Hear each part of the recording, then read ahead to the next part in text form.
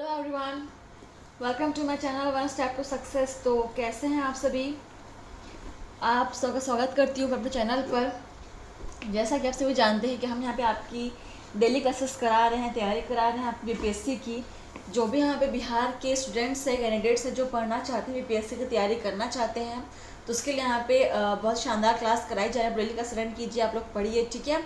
बहुत ही बेहतरीन और यूनिक क्वेश्चन यहाँ पे आप लोग को मिलेंगे, ठीक है। और देखिए वो सब्जेक्ट जो है आज का वो है जनरल साइंस। तो बीपीएससी की जो जनरल साइंस का जो पेपर है उसकी यहाँ पे तैयारी आप कर सकते हैं। बहुत ही बेहतरीन क्वेश्चन है। देखिए आज का पहला क्वेश्चन क्या है, स्टार्ट आज का सेशन। देखिए क्वेश्चन क्या लिखा हुआ है, साइट्रस कैंकर रोग किस पौधे में होता है। सो ऑप्शंस है आलू, गन्ना, नींबू या मूंगफली। चलिए क्वेश्चन को आप लोग नोट कर लीजिएगा, ठीक है, तभी आंसर कीजिएगा।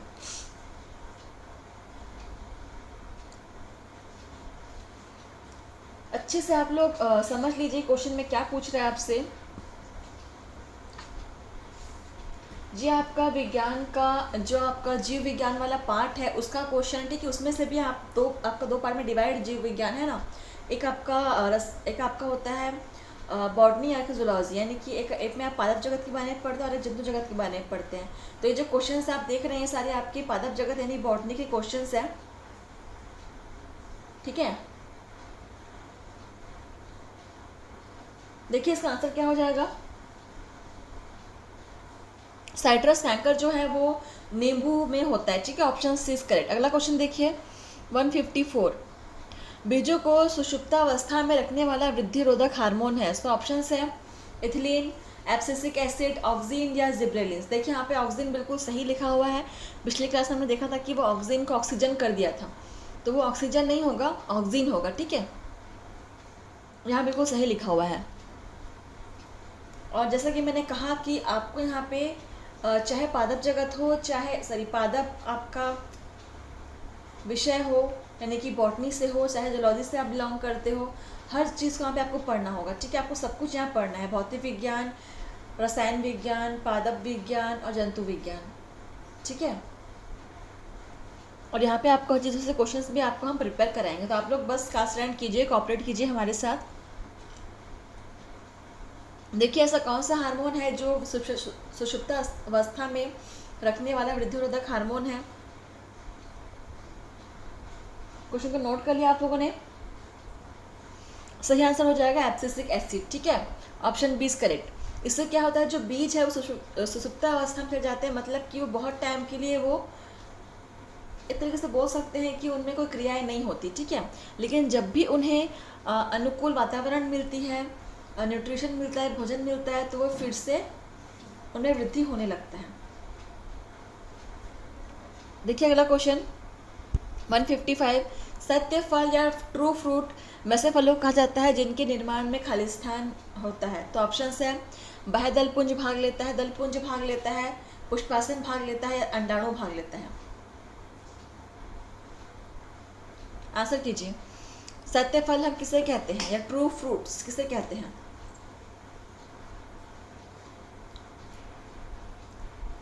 क्वेश्चन को नोट करिएगा और एग्जाम में अक्सर पूछा जाता है फ्रेंड्स, इंपॉर्टेंट है ये क्वेश्चन, ठीक है। देखिए इसका आंसर क्या हो जाएगा। सत्य फल ऐसे फल को कहते हैं जिसमें क्या होता है, अंडाणु भाग लेता है, ठीक है। Option D is correct.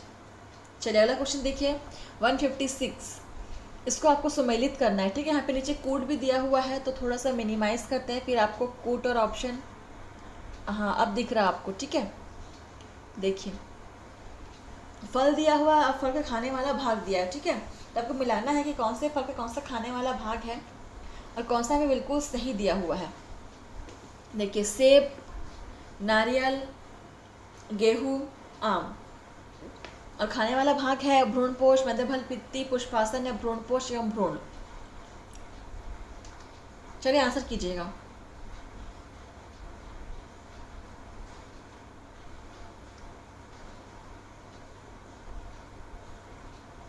मिलान के नीचे कोड भी दिख रहा होगा आप लोगों को।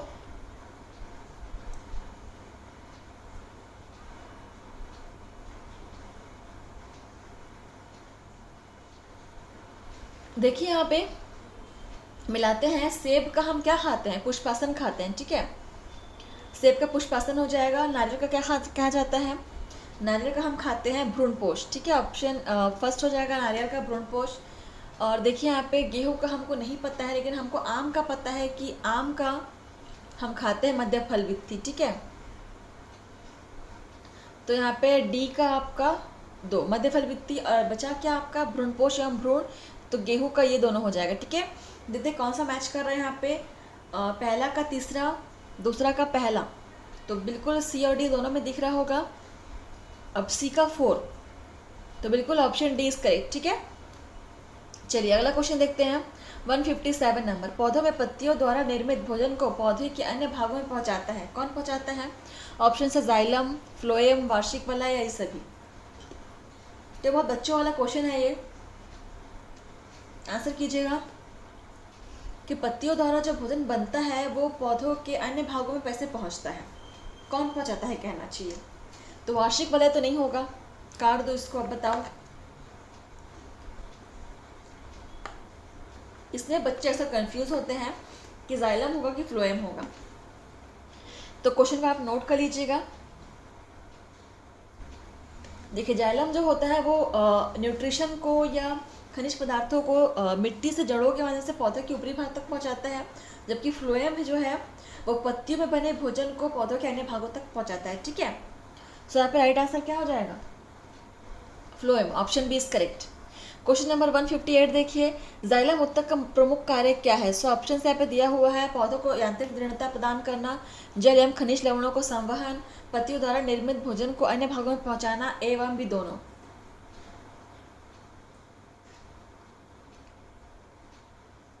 जाइलम उत्तक का प्रमुख कार्य, तो देखिए यहाँ पे पौधों को यांत्रिक दृढ़ता प्रदान करना, ये तो बिल्कुल सही बात है। तो एक मैंने आपको बता दिया, बताइए क्या होगा इसका आंसर। और अगर ए आंसर होगा तो यहाँ पे सी तो नहीं हो सकता है ना, क्योंकि देखो ऑप्शन डी में या तो ए और बी दोनों दिया हुआ, या फिर आप सिर्फ ए को लगा सकते हो। तो ऑप्शन सी को तो आप ऐसे ही काट दो, बताओ ए और बी दोनों होगा कि सिर्फ ए होगा।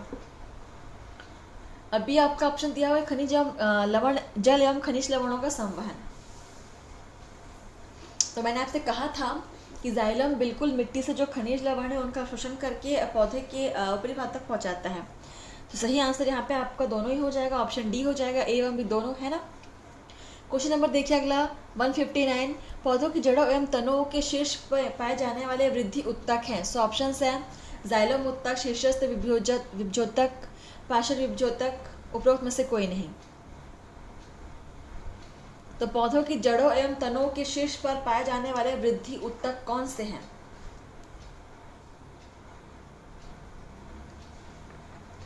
क्वेश्चन को नोट करेंगे और आप सभी क्लासेस सब्सक्राइब करना मत भूलिएगा, ठीक है।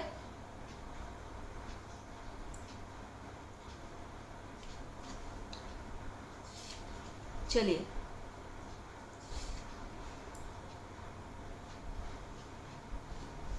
आंसर कीजिएगा।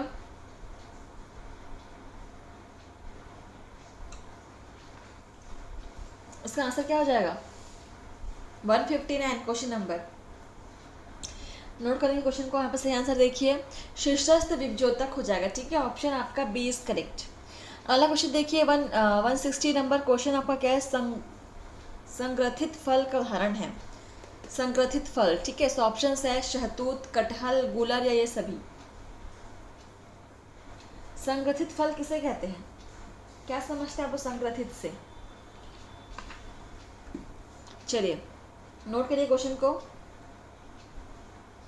तो ये सभी आपके संग्रथित फल हो जाएंगे, ठीक है। शहतूत, कटहल, गूलर ये सभी हो जाएंगे, option D is correct. Question number 161 देखिए, प्रकाश संश्लेषण होता है। सो ऑप्शन है हरे पौधों में, कवकों में, जंतुओं में या परजीवी में। तो ये तो आज का सबसे बच्चा वाला क्वेश्चन है, इम्पॉर्टेंट है लेकिन बहुत ही ईजी है, ठीक है। अक्सर एग्जाम में ऐसे ईजी क्वेश्चंस भी आ जाते हैं, तो हम इजी क्वेश्चन को इग्नोर नहीं कर सकते क्योंकि वो इजी है तो एग्जाम में नहीं आएंगे, ऐसा बिल्कुल नहीं है, ठीक है। और अभी ये भी मत सोचना कि इजी है तो ये तो मुझे आ ही जाएगा, इसको मैं क्यों नोट करूँ। कई बार बच्चे इजी क्वेश्चन को भी कंफ्यूज करके गलत करके जाते हैं, ठीक है। तो इजी समझ के आप लोग उसको इग्नोर मत कीजिए। देखिए सही आंसर क्या हो जाएगा, हरे पौधे में, बिल्कुल option first is correct. Question number 162 देखते हैं क्या है। हरे पौधे में मुख्य प्रकाश संश्लेषी अंग है, सो ऑप्शन है जड़, फूल, पत्ती या तना। तो हरे पौधे में जो मुख्य प्रकाश संश्लेषी अंग होते हैं वो कौन से हैं? तो ये तो बहुत ही इजी है, आंसर इसका बता सकते हैं आप। क्या बात है, आज बहुत ही इजी क्वेश्चंस मुझे यहाँ पे दिख रहे हैं। खैर आप लोगों को इजी लग रहा होगा नहीं लग रहा होगा मैं नहीं बता सकती, लेकिन मुझे तो लग रहा है कि बहुत इजी क्वेश्चंस है। देखिए इसका आंसर क्या हो जाएगा। पौधों में मुख्य प्रकाश संश्लेषी अंग क्या हो जाएगा, पत्ती हो जाएगा ना, ऑप्शन सी इज करेक्ट। पत्तियों में ही होता है प्रकाश संश्लेषण, ठीक है। इसके अलावा जड़, तना कहीं पर भी नहीं होता, फूल में भी नहीं होता, सिर्फ और सिर्फ पत्तियों में ही होता है। चलिए अगला क्वेश्चन देखिए 163, प्रकाश संश्लेषण क्रिया में कौन सी गैस मुक्त होती है? तो ऑप्शन है ऑक्सीजन, कार्बन डाइऑक्साइड, नाइट्रोजन या अमोनिया। अमोनिया तो होगा नहीं, इसको पहले काटो, आप बताओ कौन सी गैस रिलीज होती है प्रकाश संश्लेषण की क्रिया के दौरान। चलिए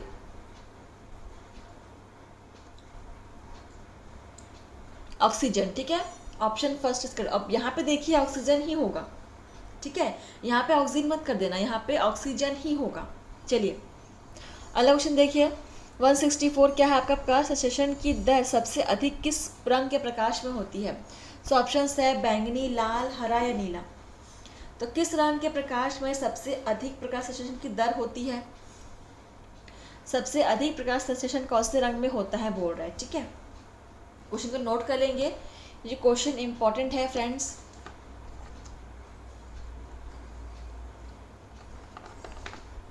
लाल रंग में, ठीक है, option b is correct, note कर लेंगे इसको।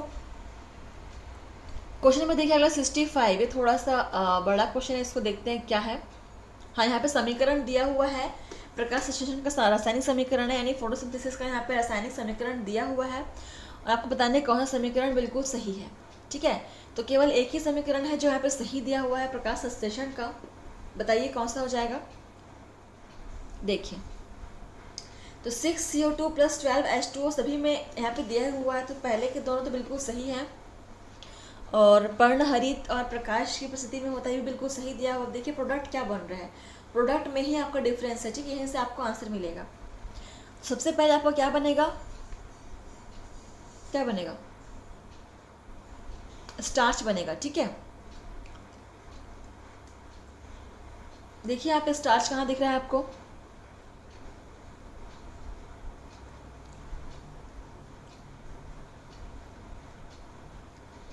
मतलब स्टार्च के फॉर्म में जमा होता है ना पत्तियों में भोजन, ग्लूकोज जो है वो स्टार्च के फॉर्म में जमा होता है। तो यहाँ पे ग्लूकोज का कहाँ पे दिख रहा है आपको, ऑप्शन सी और डी में दिख रहा होगा। तो आप ऑप्शन सी और डी में आप लोग को दिख रहा होगा, है ना।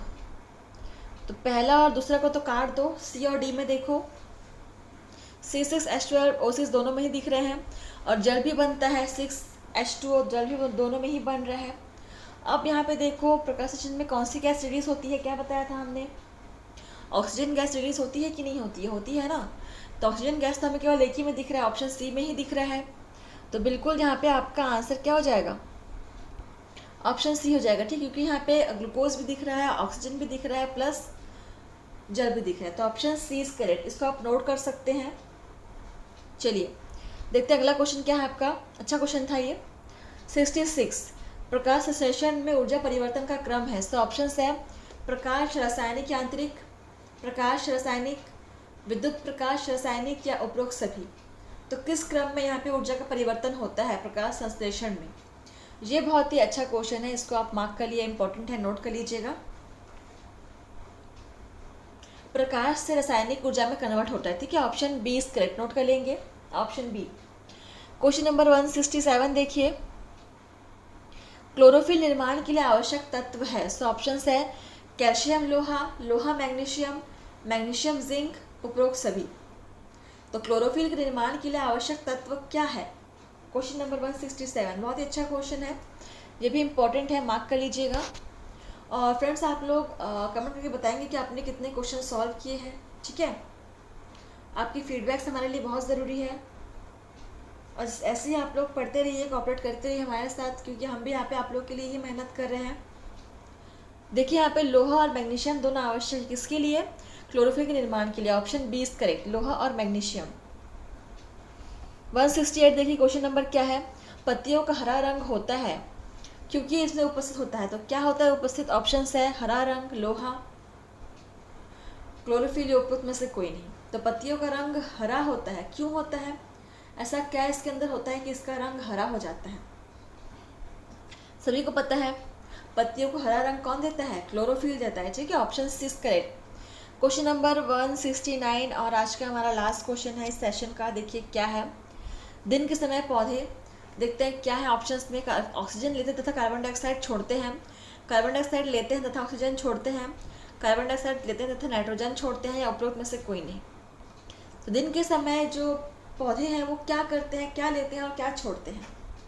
तो बहुत ही अच्छा और इजी क्वेश्चन है, आप बता सकते हैं इसका आंसर को, ठीक है।